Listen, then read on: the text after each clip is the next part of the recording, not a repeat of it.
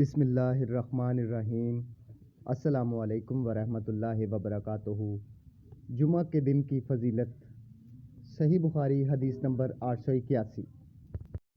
رسول اللہ صلی اللہ علیہ وآلہ وسلم نے ارشاد فرمایا کہ جو شخص جمعہ کے دن غسل جنابت کر کے نماز پڑھنے جائے تو گویا اس نے ایک اونٹ کی قربانی دی اگر اول وقت مسجد میں پہنچا، اور اگر بعد میں گیا تو گویا ایک گائے کی قربانی دی، اور جو تیسرے نمبر پر گیا تو گویا اس نے ایک سینگ والے مینڈھے کی قربانی دی، اور جو کوئی چوتھے نمبر پر گیا تو اس نے گویا ایک مرغی کی قربانی دی، اور جو کوئی پانچویں نمبر پر گیا تو اس نے گویا انڈا اللہ کی راہ میں دیا۔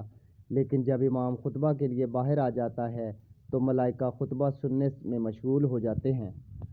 The messenger of Allah, peace and blessings be upon him, said, "Whoever performs ablution on Friday and goes to pray, it is as if he sacrificed a camel, if he reaches the mosque first.